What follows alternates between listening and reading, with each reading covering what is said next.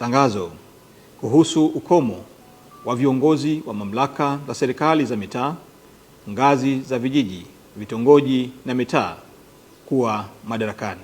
Kwa kuwa kanuni ya 21 ya tangazo la serikali namba 572 ya tarehe 12 Julai 2024 na kanuni ya 22 ya tangazo la serikali namba 571, 573 na 574 ya tarehe 12 mwezi Julai mwaka 2024 zinatoa ukomo wa kuwa madarakani kwa mwenyekiti wa kijiji, wajumbe wa halmashauri ya kijiji, mwenyekiti wa kitongoji, mwenyekiti wa mtaa na wajumbe wa kamati ya mtaa katika mamlaka za wilaya, miji na mamlaka za miji midogo siku 7 kabla ya siku ya kuchukua fomu za kugombea uongozi, ili kuweka mazingira yatakayowezesha uchaguzi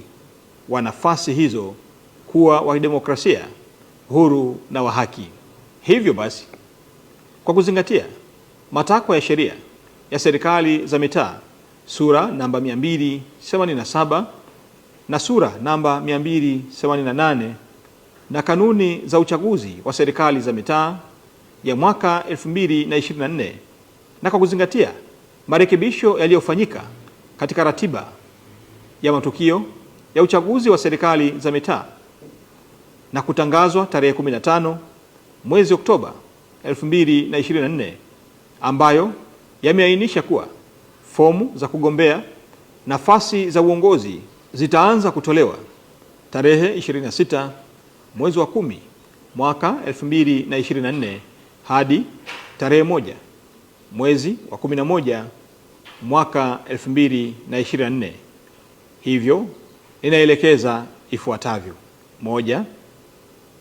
Madaraka ya wenyeviti wa vijiji, wajumbe wa halmashauri za vijiji na wenyeviti wa vitongoji katika mamlaka za wilaya, miji na mamlaka za miji midogo yatakoma kuanzia tarehe 19 mwezi wa 10 mwaka 2024.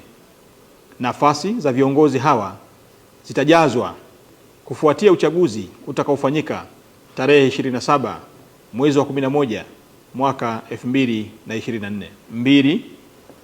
Madaraka ya wenyeviti wa mitaa na wajumbe wa kamati za mitaa katika mamlaka za miji yatakoma kuanzia tarehe 19 mwezi wa 10 mwaka 2024. Nafasi za viongozi hawa zitajazwa kufuatia uchaguzi utakaofanyika tarehe 27 mwezi wa 11 mwaka 2024. 3.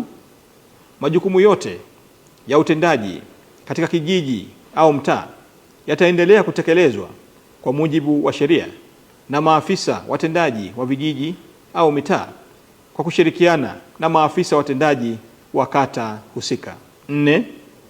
Watendaji wa vijiji au mtaa hawataruhusiwa kutekeleza jukumu lolote la kisheria ambalo linapaswa kuamriwa na halmashauri ya kijiji au kamati ya mtaa. Endapo kutakuwa na jambo ambalo haliwezi kusubiri mpaka serikali ya kijiji au kamati ya mtaa kuundwa, afisa mtendaji wa kijiji au mtaa husika ataliwasilisha jambo hilo kwa afisa mtendaji wa kata, ambaye atalazimika kuliwasilisha kwa mkurugenzi wa halmashauri husika ili kupata idhini ya kutekeleza jambo hilo. Mwisho, nitoe rai kwa wenyeviti wa vijiji, wenyeviti wa vitongoji pamoja na wenyeviti wa mitaa kuhakikisha kuwa ofisi pamoja na nyaraka mbalimbali muhimu zinakabidhiwa kwa watendaji wa vijiji pamoja na watendaji wa mitaa ifikapo tarehe 19 mwezi wa 10 mwaka 2024. Utekelezaji wa tangazo hili utaanza tarehe 19 mwezi wa 10 mwaka 2024. Asanteni kwa kunisikiliza.